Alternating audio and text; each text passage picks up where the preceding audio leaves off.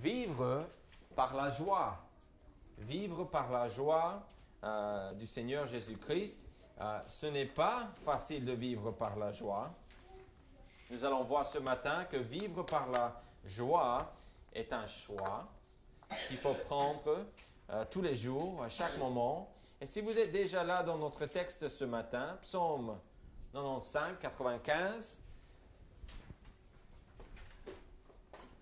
nous allons voir ce matin au moins, parce qu'il y a d'autres raisons ou exemples ici dans ce texte, mais nous allons voir dans les premiers 7 versets, nous allons voir au moins 4 choses qui devraient nous pousser à avoir la joie en Jésus-Christ. Je regarde devant moi des gens qui connaissent le Seigneur, la plupart, qui viennent dans cette église depuis un moment. Mais la joie, ce n'est pas parce qu'on est sauvé ou que l'on est fidèle à l'église ou qu'on a toujours le sourire sur le visage qu'on a la joie dans le cœur. Okay? La joie, nous allons voir ce matin un petit peu, on va parler de la joie, mais on ne va pas prendre vraiment l'ensemble de ce que la Bible dit de la joie, mais on va partir d'ici de ce texte pour voir déjà pourquoi est-ce que je devrais considérer de vivre par la joie. Et c'est une bonne question parce que la deuxième heure, nous allons voir comment vivre par la joie. Alors ce matin, pourquoi vivre par la joie? Notre texte déjà, venez, chantons avec allégresse à l'Éternel, poussons des cris de joie vers le rocher de notre salut. Allons au-devant de lui avec des louanges, faisons retentir des cantiques en son honneur, car l'Éternel est un grand Dieu. Il est un grand roi au-dessus de tous les dieux.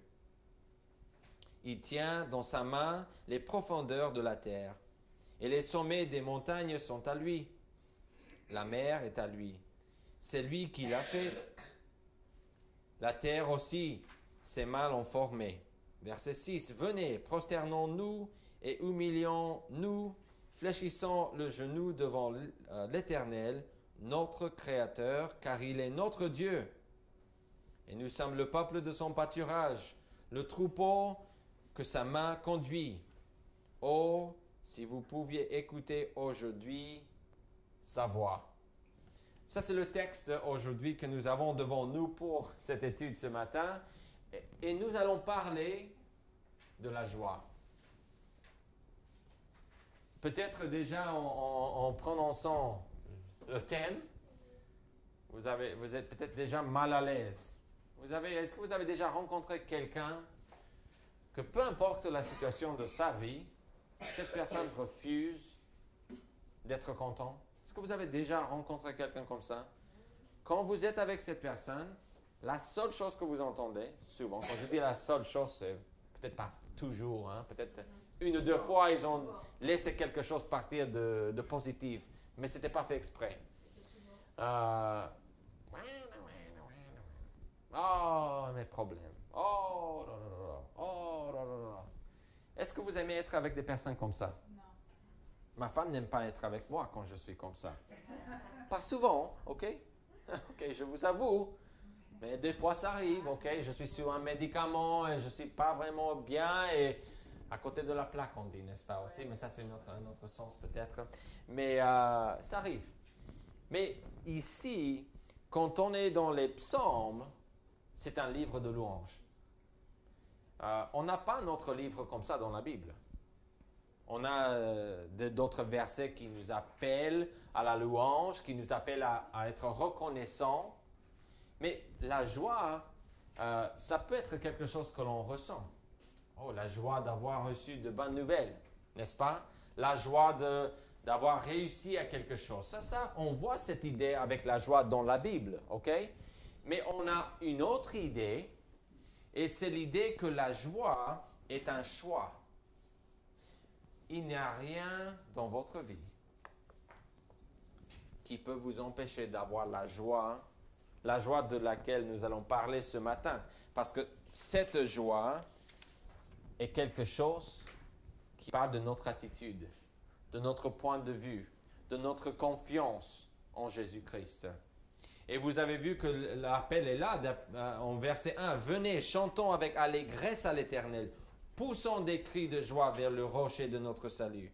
Allons au-devant de lui avec des louanges, faisons retentir des cantiques en son honneur, car l'Éternel est un grand Dieu. » Et il continue, mais on a cet appel, cette invitation pour louer Dieu, pour élever la voix et proclamer comme Dieu est bon, pour proclamer sa grandeur, pour proclamer sa bonté, pour proclamer ce qu'il a fait pour nous, pour proclamer les choses qui ne vont pas bien dans nos vies. Chaque chose devrait être un sujet de louange envers Dieu. Alors, la joie, vous l'avez sur votre feuille, la joie est un choix. OK? Concernant la joie, il n'y a pas de victime. Nous sommes tous pareils devant le Seigneur Jésus-Christ et il n'y a personne qui a une excuse pour ne pas avoir la joie. Si vous n'avez pas la joie dans votre cœur, si la seule chose que vous avez à l'esprit, c'est de vous plaindre pour quelque chose, si c'est pour ça, comme ça avec moi par exemple, je n'ai pas d'excuse. Parce que la joie dans ce contexte est un commandement. Dieu ne nous demande pas de faire des choses qui ne sont pas possibles de faire tout le temps. Vous êtes d'accord avec moi? Quand Dieu nous dit « faites ceci », c'est que c'est possible de le faire. Et ici dans les psaumes, ce livre de louanges, c'est comme le livre bleu et noir, tout en un. 150 psaumes qui nous donnent évidemment des prières aussi. Il y a plusieurs façons de louer Dieu. Mais ici, on va parler plutôt de la joie. Et quand vous avez envie, quand vous n'avez pas envie, la joie reste toujours un choix. 45 fois dans les psaumes, le verbe louer se trouve avec la phrase, si vous voulez, l'Éternel. Ça, c'est beaucoup, parce que quand j'ai fait une recherche pour la Bible, j'ai trouvé quelques fois de plus dans l'Ancien Testament et dans toute la Bible, louer l'Éternel ensemble, ou louange, quelque chose avec le verbe louer, avec l'Éternel juste après, que c'était ensemble, et 45 fois, c'était dans les psaumes. Alors, on voit déjà un thème, on savait déjà qu'on avait ce thème dans les psaumes, mais la louange, c'est vraiment quelque chose qu'on devrait tous apprendre à faire tous les jours. Alors, grande idée, ce matin, qu'est-ce que nous allons voir? Nous devons vivre par la foi, n'est-ce pas? Mais ici, dans ce contexte, nous devons vivre par la joie. La joie. La joie. Question. Pourquoi? Pourquoi faire une telle chose? Pourquoi louer Dieu? Pourquoi être content? Pourquoi arrêter de me plaindre? Pourquoi faire une telle chose? La plupart des gens ne le font pas, n'est-ce pas? Oh, le temps, oh là là. Ça, si vous n'avez pas quelque chose à dire, vous dites ça et vous êtes déjà en conversation avec quelqu'un. Oh, le temps, oh là là. N'est-ce pas? Je suis allé avec les gamins, on est allé au coiffeur et j'entendais quelqu'un, une personne, parler et c'était le temps. Elle n'était pas contente avec le temps. Et ça arrive, je sais. Et des fois, on a l'habitude, c'est parce qu'on n'a rien à dire et on sait si on dit ça, on va commencer et puis peut-être on va parler après de quelque chose de plus intéressant. Mais qu'est-ce que vous avez là, sur les lèvres? Quelle est la première chose à laquelle vous pensez le matin? Quand des difficultés arrivent dans votre vie, qu'est-ce que vous faites? Vous chantez?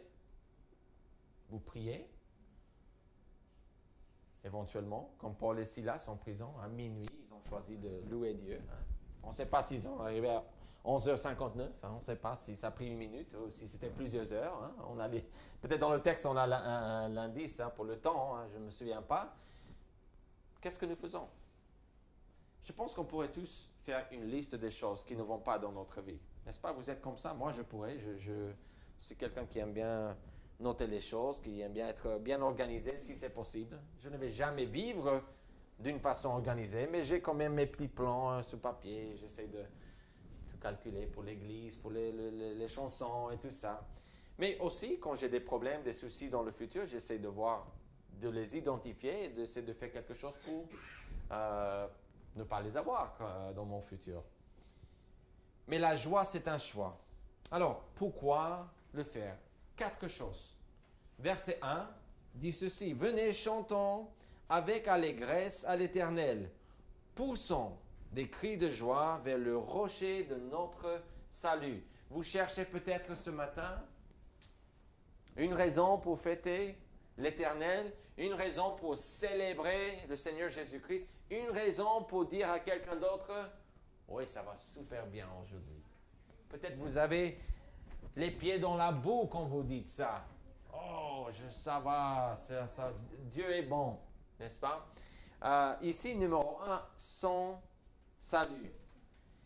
D'après l'auteur, le psalmiste, il dit que nous devrions pousser des cris de joie vers le rocher de notre salut. Évidemment, le salut, dans ce contexte, plutôt que Dieu nous délivre de nos problèmes, que Dieu nous délivre de la dépression, que Dieu nous délivre de ce que vous avez devant vous, les ennemis que vous avez devant vous. On peut aussi parler spirituellement, même si ce n'est pas tout à fait le contexte, parce que dans le sens large, la délivrance, la plus grande délivrance que nous avons, c'est la délivrance de l'enfer, du péché, si vous voulez. Et ça, c'est aussi, on peut faire l'application dans ce texte. Mais qu'est-ce que Dieu a fait pour vous? On peut mettre sur le blanc que vous avez là son salut. Ça, c'est le blanc que vous avez à remplir.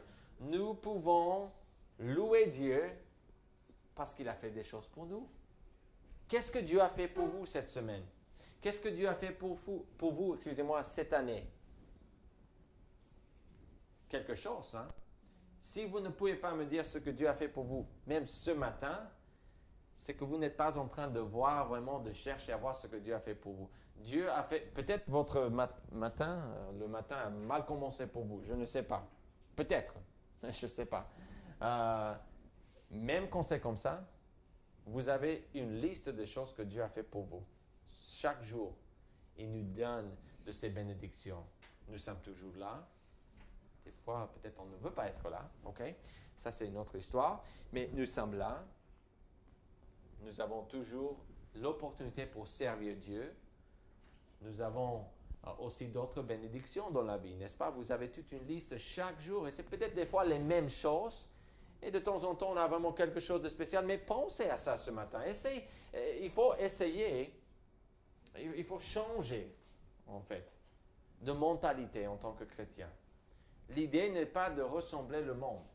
L'idée n'est pas de faire comme parce que cette personne fait, même si c'est des croyants. L'idée n'est pas je fais comme ça, je vois que d'autres personnes le font. L'idée est d'être différent. La joie, ça va montrer aux gens que nous sommes différents.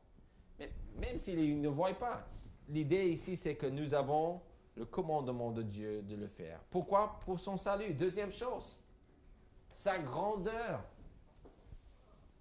Et chacun de ces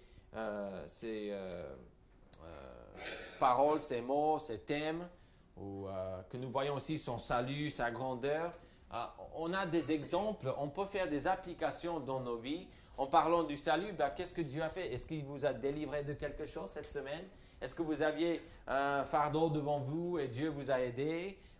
Peut-être que vous avez toujours le fardeau qui est là, mais vous choisissez quand même d'avoir de la joie, de la confiance en Dieu et de louer Dieu, peu importe votre situation, avec de la foi. Hein? La joie, c'est avec de la foi qu'il faut avoir la joie. C'est pas quand je pense que c'est un bon moment pour le faire, je vais le faire. Notre vie quotidienne devrait être complètement entourés de joie. Quand les gens voient nos vies, peut-être on peut être sincère avec eux aussi et montrer qu'on a des problèmes, ok, sans se plaindre. Vous pouvez même détester vos problèmes sans vous plaindre. Ok, on a ça dans les psaumes. Dieu, j'aimerais bien que tu écrases les dents de mon ennemi. Ok, ça c'est pas, tu as des problèmes, tu as des soucis, tu es gêné, tu apportes ça à l'Éternel.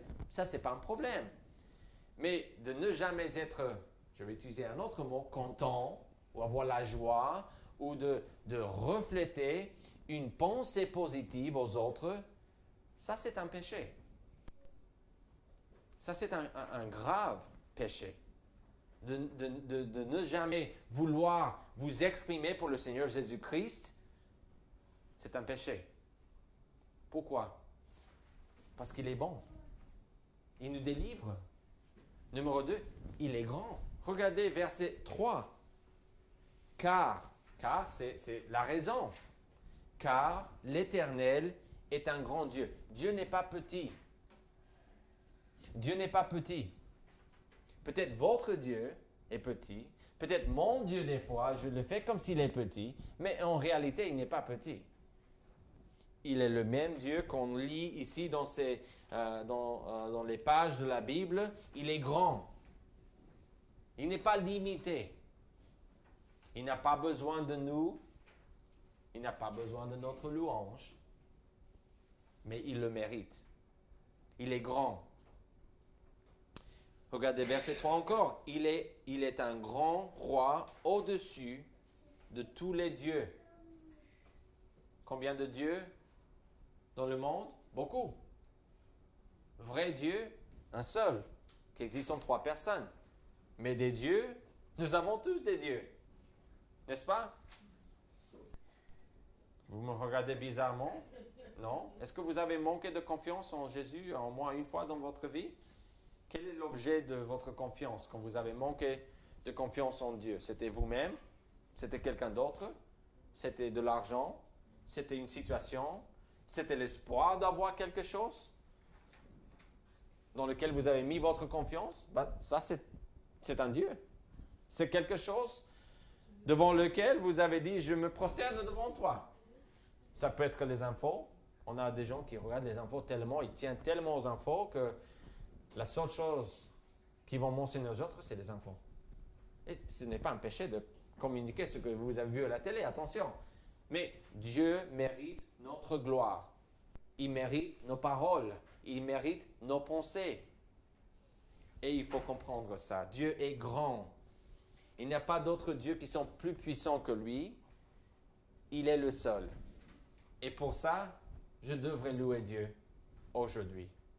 Je devrais louer le Seigneur dans ma voiture, dans l'église même, dans le bureau, chez moi à la maison, devant les autres. Je devrais louer mon Dieu. Je ne devrais pas avoir honte de Dieu. Je ne devrais pas avoir honte de dire « Merci Dieu ». Je vais au restaurant, Dieu, merci pour cette nourriture. Tu n'es pas obligé de sortir des drapeaux. Hein. Je vais prier, attention tout le monde. Je vais prier à mon Dieu. OK. On n'est pas obligé de faire comme ça. Si vous voulez, OK, ça c'est entre vous et Dieu. Mais priez. Remerciez le Seigneur. Louez l'Éternel. Louez l'Éternel. Mais on voit d'autres choses dans le texte. Verset 6. Encore une fois, venez, prosternons-nous et humilions-nous, fléchissons le genou devant l'Éternel, notre Créateur. Qu'est-ce que Dieu a créé dans ce monde? Tout. C'est un bon commencement, n'est-ce pas? Mais Dieu crée des choses toujours. Il donne la vie. Au sens figuré, on peut parler des choses que Dieu, des opportunités que Dieu vous donne. Quand Dieu ouvre des portes pour vous, on fait une application. Je ne suis pas en train de dire que c'est ça que l'auteur dit dans ce texte. Mais quand on parle de la création, évidemment, c'est le monde. Il a créé le monde. Mais ça, il a créé le monde parce qu'il est le créateur. Il a fini la création, ça c'est sûr. Mais qu'est-ce que Dieu veut faire? Il veut toujours voir des gens changer. 1 Corinthiens 5, 17. Une nouvelle créature. Quand on est en Jésus-Christ, Dieu est toujours en train de créer des choses, ou des personnes si vous voulez, de nouvelles créatures. C'est quand on est sauvé. Dieu travaille toujours dans ce monde. Il faut voir ça, il faut dire, Dieu, je te loue parce que tu as créé le monde, mais tu ne nous as pas abandonnés. Tu es toujours là. Des gens pensent, certains proposent que Dieu a créé le monde et c'est comme les horloges qu'on avait à l'époque, avec les alarmes, on faisait comme ça, hein? Mécanisme, et on le met comme ça et puis on le laisse. C'est bon. Et des gens pensent avec que Dieu a créé le monde, il a tourné son dos. Il y a des gens qui disent ça. Et qu'il a mis en place, même d'autres disent qu'il a mis en place un système d'évolution et il a laissé ça et maintenant ce n'est plus entre ses mains. Non, Dieu est le créateur, mais il est toujours là. Tout subsiste de lui, tout dépend de lui. Et on peut louer Dieu parce qu'il est toujours là. Et ça devrait aussi nous donner de la paix. Parce que Dieu est là et il n'y a rien qui arrive dans ma vie que Dieu n'a pas envoyé. Dieu ne nous oblige pas à pécher, mais les problèmes, les souffrances, les choses que nous avons dans nos vies qui sont désagréables, on a vu ça dans le livre de Job, Dieu, il permet ces choses pour nous rendre plus comme lui. Dernière chose, sa direction. Verset 7. Car il est notre Dieu. Et ça, c'est encore une autre raison, mais regardez le contexte quand il dit ça, car il est notre Dieu. Et nous sommes le peuple de son pâturage, le troupeau que sa main conduit. Oh, si vous pouviez écouter aujourd'hui sa voix. Et le psaume va changer un petit peu de sens dans les derniers 4 versets, mais jusque-là, on a quelques raisons. Sa direction. Dieu travaille dans ma vie. Ça va ensemble avec l'idée de la création, que Dieu a créé le monde, qu'il est toujours là, qu'il fait toujours des choses dans nos vies, dans le monde, dans l'histoire aussi, avec les rois, les présidents, les autorités, les terroristes. Dieu travaille. Dieu n'oblige pas les gens, évidemment, à faire des péchés ou de péchés, mais Dieu travaille toujours. Alors, pourquoi vivre par la joie? Tout simplement parce que Dieu est bon. Il me délivre. Il me délivre. Il m'a sauvé. Et il sauve ma peau presque tous les jours. Des fois, je ne vois pas les choses qu'il fait pour moi. Mais il fait des choses pour moi. Sa grandeur.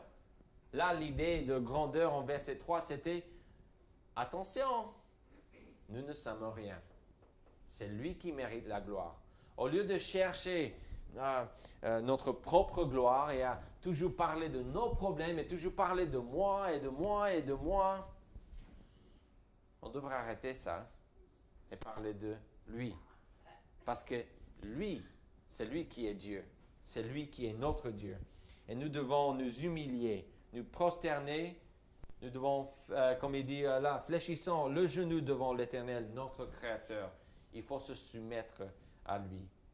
La création aussi nous montre qu'on devrait louer Dieu, tout ce qu'il a fait, tout ce qu'il fait dans nos vies, dans cette Église et sa direction. Il est là. Le bon berger est là. Et à travers la parole de Dieu, nous avons tout le nécessaire pour avoir la joie. Mais il faut choisir la joie.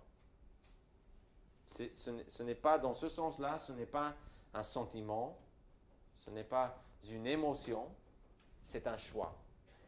Vous vous levez le matin et vous dites, aujourd'hui, mes pensées, mes paroles, mon attitude, c'est à toi, Seigneur Jésus-Christ. Je me donne entièrement à toi. Et je vais essayer aujourd'hui, avec ta grâce et ton Saint-Esprit, parce que la joie, c'est un fruit de l'Esprit, ok? Je vais essayer de refléter la gloire de Jésus-Christ dans ma vie. Ça, c'est ce qu'il faut faire en tant que chrétien. Conclusion, nous avons beaucoup de bénédictions dans nos vies. Je pense que pour nous tous, il est temps d'agir comme si Dieu est bon tout le temps, car il est bon, n'est-ce pas? Et il est bon tout le temps. Père Céleste, merci beaucoup pour ta bonté, pour ta grâce, ta miséricorde, pour ton salut, pour ton amour, pour toutes les choses que tu fais pour nous tous les jours. Merci pour la protection que tu m'as donnée ce matin. Merci pour la santé, pour le fait que j'ai pu venir ici à l'Église, Seigneur. Merci beaucoup pour ceux qui sont venus à l'Église. Merci pour ce que tu fais dans cette Église, Seigneur. Aide-nous à vivre par la foi, au nom de Jésus-Christ. Amen. Ça prend de la foi pour vivre par la joie, n'est-ce pas? Nous allons faire